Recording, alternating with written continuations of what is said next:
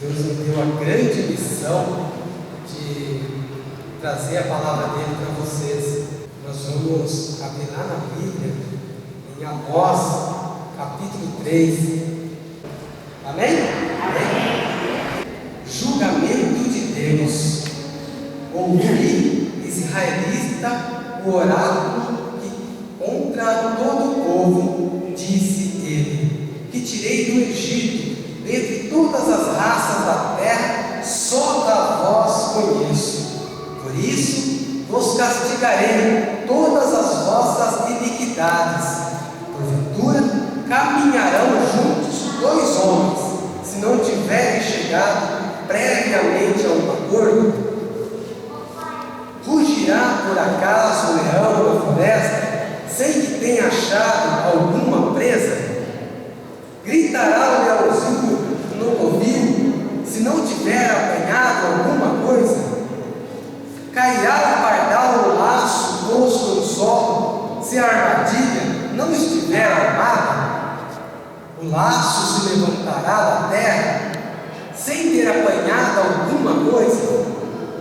Tocará o alarme na cidade, sem que o povo se assuste? Virá uma calamidade sobre uma cidade, sem que o Senhor a tenha disposto. Porque o Senhor Javé nada faz sem revelar seus segredos aos profetas, seus servos. O leão ruge, quem não temerá?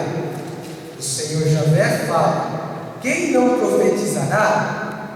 Proclamai este oráculo nos palácios do Azoto, nos palácios do Egito.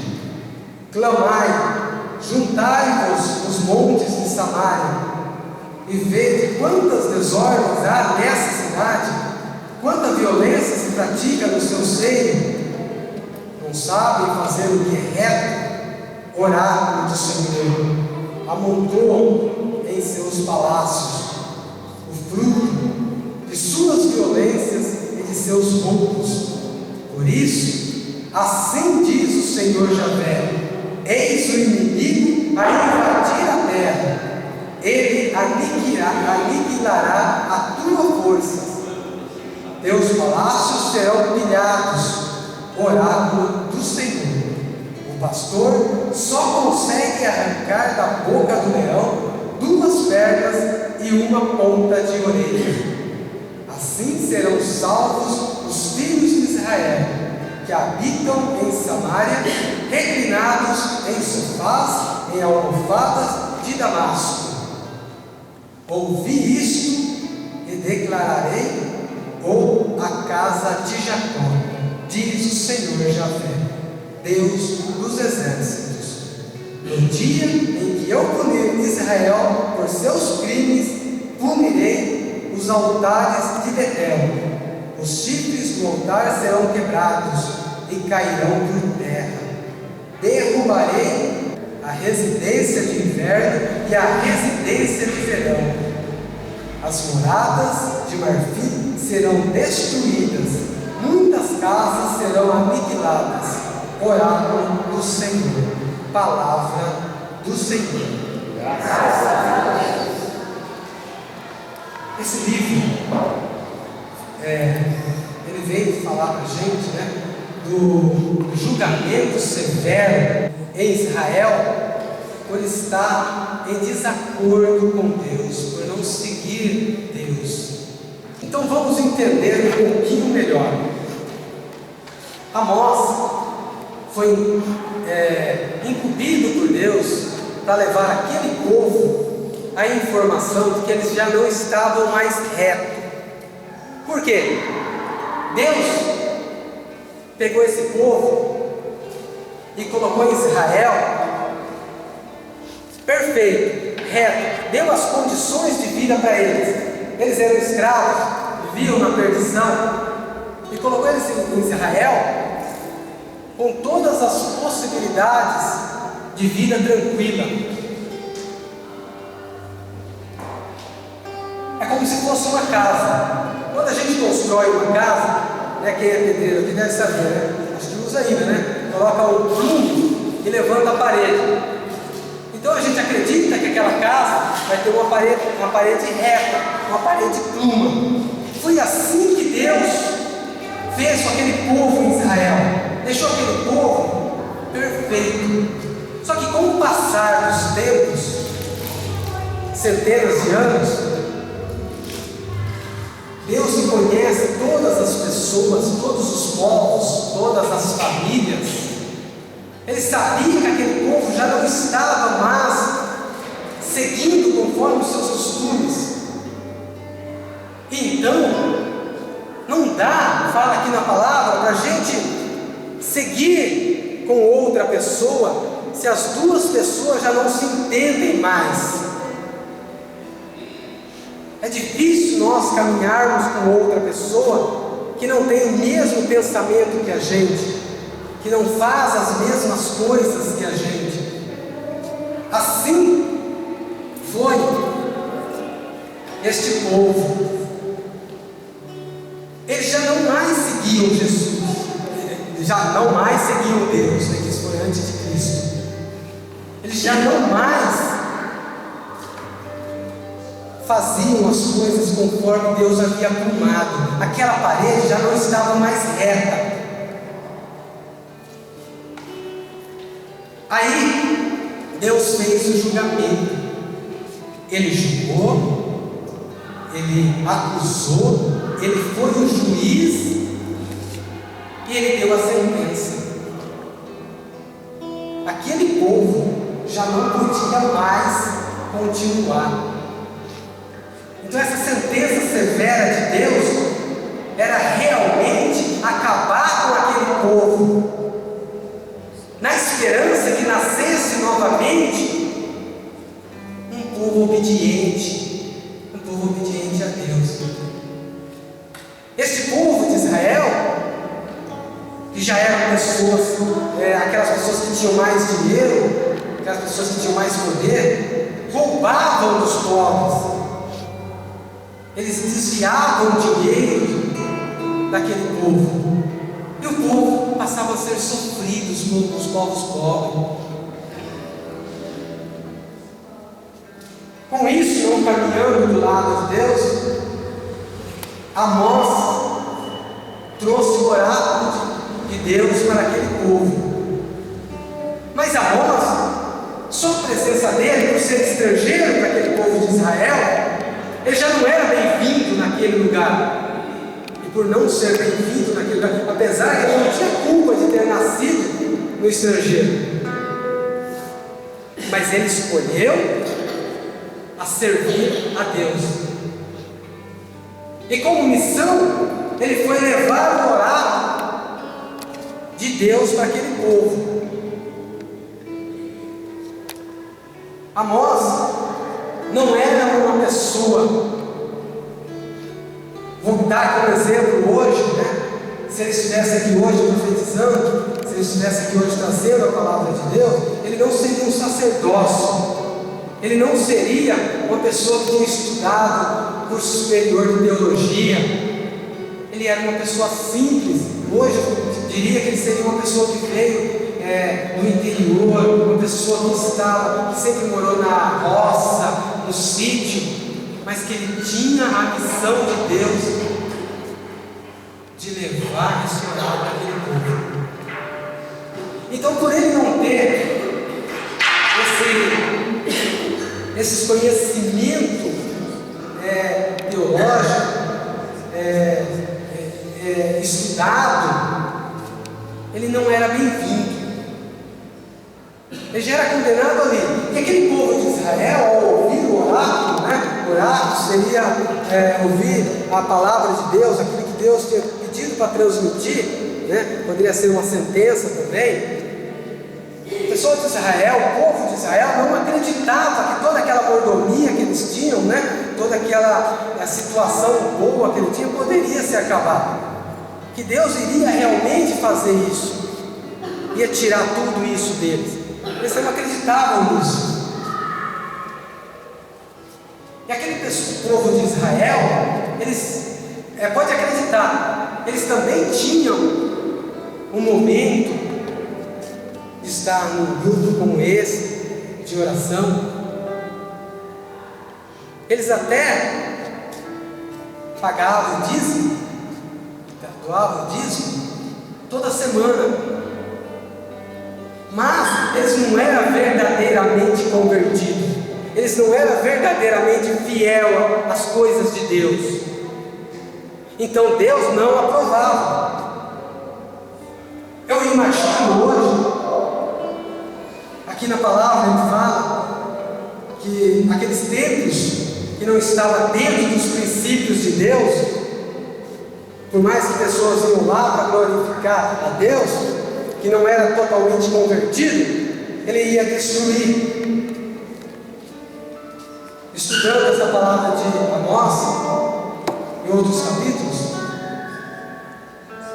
ele fala que naquela época foi criado um templo para orar, e como substituição compraram colocaram duas novilhas, dois bezerros de ouro para poder adorar. E aqui nessa palavra Deus fala que vai destruir tudo isso. Aquelas pessoas, aquele rei dessa época, esse povo aqui nós estamos falando aproximadamente 800 anos antes de Cristo, este rei já era mau, esse rei já tirava o dinheiro de todas as pessoas, e o rei ele tem a responsabilidade de cuidar do seu povo, mas ele não fazia isso, porque o que ele queria? Ele queria dinheiro, ele queria muita fortuna, ele não estava preocupado com as coisas divinas. Se ele não estava preocupado com as coisas divinas, ele não podia estar caminhando do lado de Deus, porque não tem sentido duas pessoas diferentes andarem juntos. Eu imagino hoje, se Deus estivesse aqui com a gente, entrasse dentro da igreja, quantas pessoas ali dentro está realmente convertido, ou quando ela está falando da palavra de Deus, ela está se glorificando, está preocupado com a multidão de pessoas que ela está falando, está preocupado em falar bonito, está preocupado simplesmente em se glorificar, sendo que todas as glórias, tudo que eu levar é de Deus. Mas se ele estivesse aqui agora, junto com a gente, quantas igrejas estariam fora do prumo? Quantas pessoas dentro da igreja, padres, pastores, coordenadores de grupo de oração, quantas pessoas realmente estariam fazendo as coisas conforme a vontade de Deus? Porque eu vi aqui, o Genivaldo está aqui falando,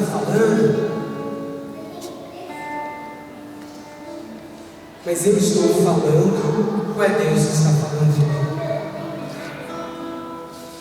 Esta conversão é que nós precisamos vivenciar no nosso dia a dia. Hoje, nós temos que imitar Jesus Cristo. Nós temos que procurar verificar se cada ação que nós fazemos, cada atitude que nós temos com os irmãos, é uma atitude que Jesus Cristo tomaria. Este é um momento que nós temos para poder colocar a nossa consciência para pensar: o que será que eu estou fazendo? Aquele povo de Israel estava vivendo numa condição tranquila, só que Deus não estava contente com aquele povo. Aquele mesmo povo que ele tinha plumado, tinha saído fora do plumo. Será que eu tenho coragem, depois que eu terminei de construir uma casa, eu perceber que aquela casa está torta, eu derrubar ela inteira, assim como Deus fez, assim como Deus prometeu fazer? Será que eu tenho coragem de fazer isso? De começar tudo de novo? Essa casa representa nós cristãos, nós dentro da igreja, nós perante Deus. Será que eu estou certo ou estou desplumado? Será que não está na hora de colocar um plumo na minha vida para verificar como eu estou?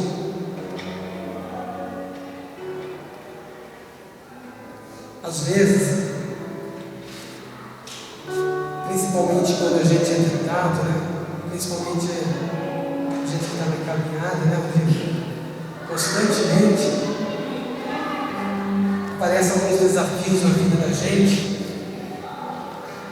que às vezes fazem a gente refletir se a gente está tomando as nossas decisões certas. Porque quanto mais a gente procura estar vivendo as coisas de Deus, mais o encardido atenta a vida da gente, porque ele sabe que sou eu, é você, que vai levar a palavra de Deus às outras pessoas, vai criar um exército do bem. Mas coisa ruim não quer isso, né? Ele quer destruir a vida das pessoas, quer destruir as famílias das pessoas. Você percebe que às vezes você vai falar de Deus com as pessoas, elas não querem nem saber, elas não estão preocupadas em ouvir. Por que eu estou falando isso para vocês agora? Porque aqui ainda na palavra, Deus reforça todo o tempo, porque simplesmente Ele não vem e destrói aquele povo. Ele avisa, Ele informa, Ele fala com seus profetas, Ele fala com aquele povo. Gente, precisa, através de Amós, Ele fala, nós precisamos consertar aquilo que está errado. Nós precisamos consertar aonde eu desviei, onde eu não estou mais no clube. Aquele povo que também ia lá fazer oração, aquele povo que ia lá clamar a Deus, glorificar a Deus, para Deus não estava bom, porque eles não viviam aquilo. Assim que eles saíam do templo, eles viviam na vida de roubo, de desvio, que fala bastante, e muito dinheiro e pouca fé. Mas Deus não fala que nós não podemos ter bens.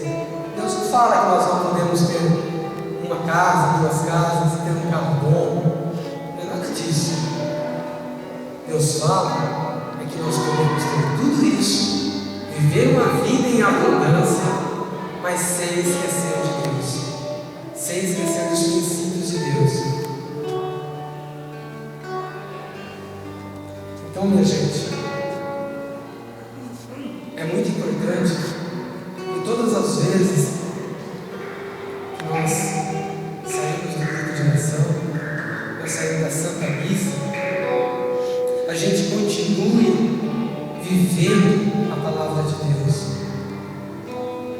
Hoje eu tenho essa missão, a missão de mostrar para vocês que às vezes a gente acredita que está fazendo certo, porque eu estou indo na Santa Missa, simplesmente, mas não estou vivendo. Se eu não estou vivendo, eu preciso rever meu conceito. É importante sim, nós temos que estar na Santa Missa.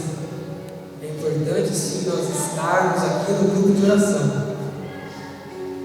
É importante a gente se alimentar da palavra de Deus para que nós possamos seguir em frente, para que nós possamos ter a base. É aqui que Deus vai falar para nós o que Ele quer da gente. É aqui que Ele está falando, Ele está falando, Ele está avisando. A gente precisa entender. Então essa palavra de Amós, ela é muito rica. Ela declara exatamente o julgamento de Deus. A gente tem que ter, para tudo que a gente faz, tem que ter um sentido, né? A gente precisa ter coerência em cada ato que a gente faz. Se você perceber, até os animais têm coerência com as coisas que fazem. Aqui fala em várias situações, né? Que o leão não ruge quando não tem sua presa em frente. Do mesmo jeito, o leão não vai estar rugindo se a presa está longe, senão ele vai espantar a presa. Por que eu estou falando isso para vocês? Porque a gente tem que ter coerência em tudo. Não dá para ser uma coisa na igreja e ser outra coisa lá fora. Não dá para fingir de ser cristão e se gloriar com as coisas que nós fazemos dentro da igreja. É simples assim.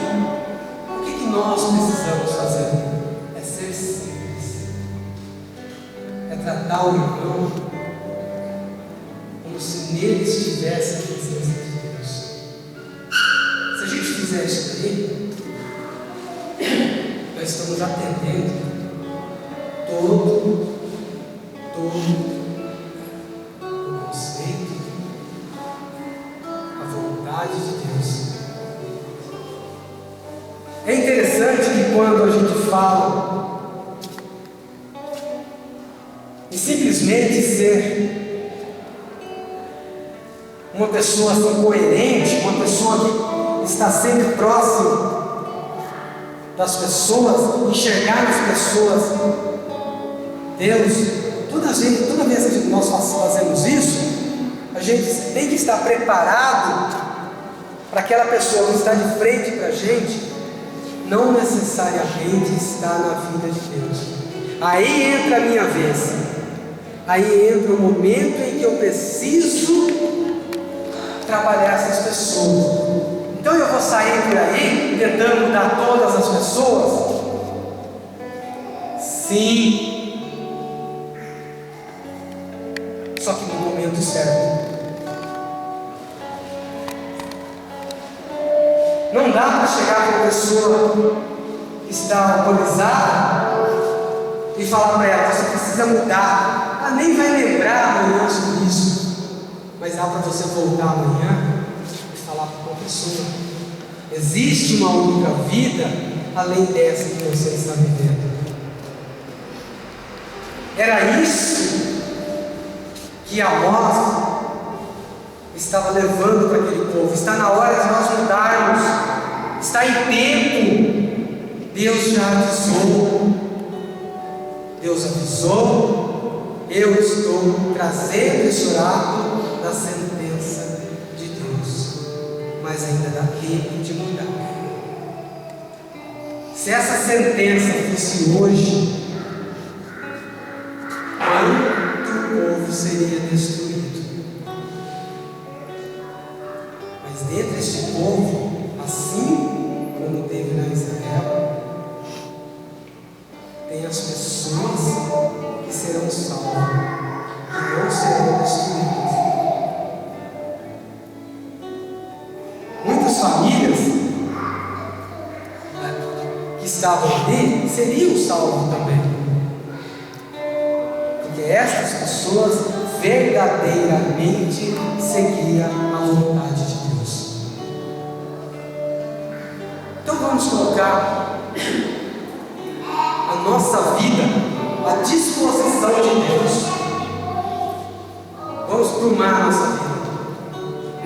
Eu tenho certeza que vocês saírem daqui hoje, vocês vão pensar um pouquinho: e a minha vida? Como ela está?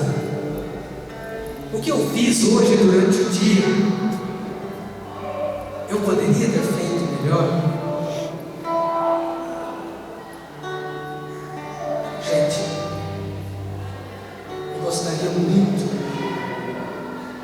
todos vocês pudessem meditar essa palavra de hoje.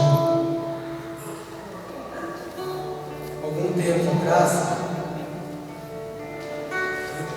antes mesmo de eu conhecer Jesus, efetivamente, eu cansei de passar do lado de uma pessoa que precisava da minha ajuda, sabendo poder ajudar, e não me preocupar. Não conheço. Se você parar para pensar, quantas pequenas coisas nós podemos fazer para melhorar a